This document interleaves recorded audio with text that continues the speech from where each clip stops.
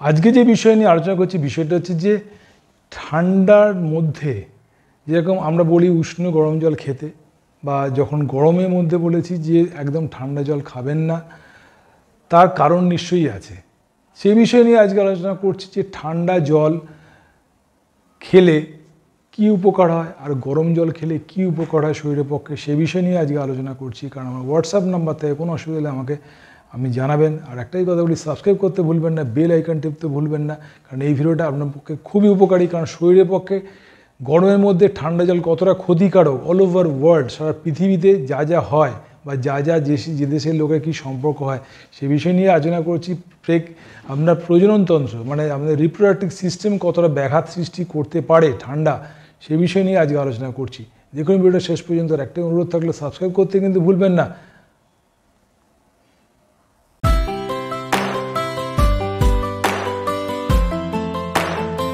আজকে যে বিষয় নিয়ে আলোচনা করছি বিষয়টা ভেরি ভেরি ইন্টারেস্টিং। কারণ এই গরমের মধ্যে আমরা ঠান্ডা জল খাবো না আর ফ্রিজের জল খাবো না, তার কারণটা জানলেই আপনি অবাক হয়ে যাবেন।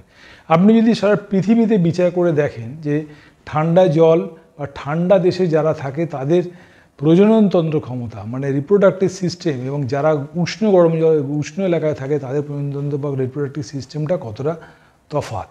যদি ইউরোপিয়ান কান্ট্রি যারা পৃথিবীতে উপরের দিকে থাকে, নর্থের দিকে থাকে, তাদের দেখুন মানে আমাদের কী বলবো পপুলেশন ডেন্সিটি অনেক কম, কিন্তু এই লোয়ারে দেখুন আমাদের আরবিয়ান কান্ট্রিগুলো, লাতিন আমেরিকান কান্ট্রিগুলো বা আমাদের এশিয়ান কান্ট্রিগুলো যারা উষ্ণ গরম জলের মধ্যে গরম এলাকায় থাকে তাদের দেখুন রিপ্রোডাক্টিভ সিস্টেম সঙ্গে তাদের প্রজনন ক্ষমতা অনেক বেশি।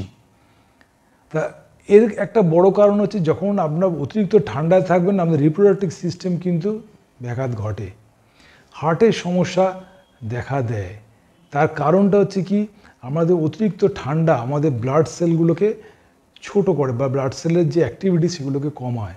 আপনি তখন খালি গায়ে আপনি গরমের মধ্যে থাকতে পারবেন, কিন্তু শীতে আপনি থাকতে পারবেন না, মানে তাকে গরম করার চেষ্টা করতে হবে। শীতের দেশের লোক বা আমরা যখন শীতে থাকি তখন চামড়াগুলো গুটিয়ে যায়, চামড়াগুলো কুঁচকে দেয়, ময়েশ্চারাইজ লাগায়।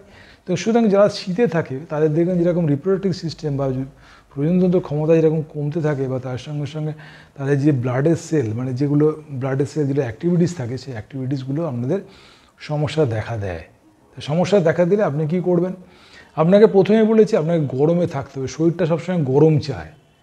আপনি যে কোনো খাবার খেলেন সেটা গরম খেলেন, মানে খাবার আগে যদি গরম জল খান বা খাওয়ার পরে যদি গরম জল খেলে সেটা যেরকম গ্যাস অ্যাসিডিটি কমায়, তার সঙ্গে সঙ্গে আমাদের যেরকম সকালে অনেকেই গরম জল খায় কী করে জন্য ফ্যাটটা ঝরানোর জন্য। তো গরম জল যেরকম উপকারী, তার সঙ্গে সঙ্গে যদি ঠান্ডা জল আপনি এই গরমের মধ্যে খান তাহলে আপনার পক্ষে সেটা ক্ষতিকারক, কারণ শরীর সবসময় গরম চায়।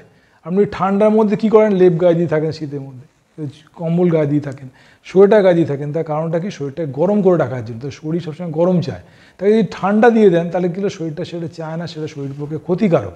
এই ক্ষতিটা আপনার পক্ষে বিশালভাবে ক্ষতি হতে পারে। ইন্টারনাল প্রবলেম মানে যে রিপ্রোডাক্টিভ সিস্টেম যেটা বলে সেটা যেরকম ক্ষতি করে, তার সঙ্গে হার্ট লাংয়ের মধ্যে ক্ষতি করে, কারণ ঠান্ডা লাগে দেখতে পারেন। তার সঙ্গে সঙ্গে স্ট্রোকের চান্স থাকে। তো সুতরাং আপনি যদি উত্তর দিকে বা উত্তর পৃথিবী উত্তর গোলার্ধ যদি দেখেন, তাদের জন্য জনসংখ্যা যেরকম বলেছি কম, তাদের ক্ষেত্রে কিন্তু ইমিউনিটি পাওয়ারও কম। কিন্তু যাদের দেখুন আফ্রিকান কান্ট্রিগুলো যেরকম আমরা জানি করোনার সময় দেখুন আফ্রিকান কান্ট্রির লোকের মৃত্যুর সংখ্যা কম। যারা ইউরোপ, রাশিয়া, দেখুন ইতালি যারা ঠান্ডার দেশ তারা কিন্তু বেশি মারা গেছে।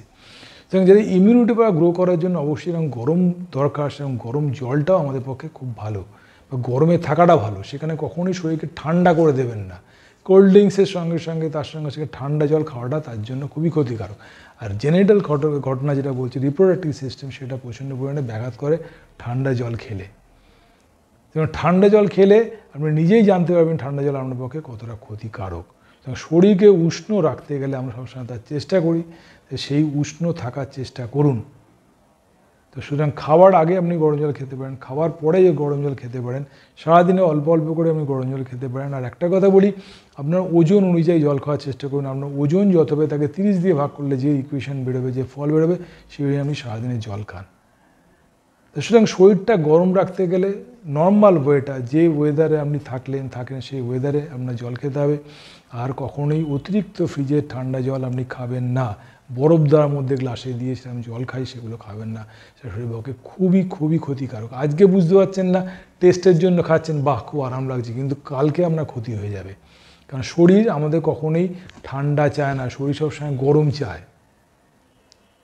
যে লোকেরা শীতে পরিশ্রম করতে পারে, লোকে বলে শীতে প্রচুর পরিশ্রম করতে পারে, ঠিক, কিন্তু তার হচ্ছে তাকে ইমিউনিটি পাওয়ারটাকে মানে ক্যালোরি বার্ন করে তাকে পরিশ্রম করতে হয়। গ্রীষ্মে লোকে হাঁপিয়ে পড়ে, সেটাও ঠিক, তার কারণ হচ্ছে কি অতিরিক্ত পরিমাণে ক্যালোরিটা বার্ন হয়ে গেছে, শরীর তাকে রেস্ট থাকতে চায়।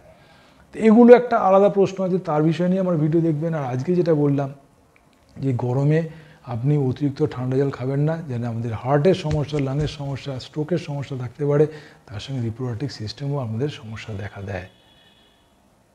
কারণ আপনার শরীর চায় গরম থাকতে, তাকে ঠান্ডা করবেন না।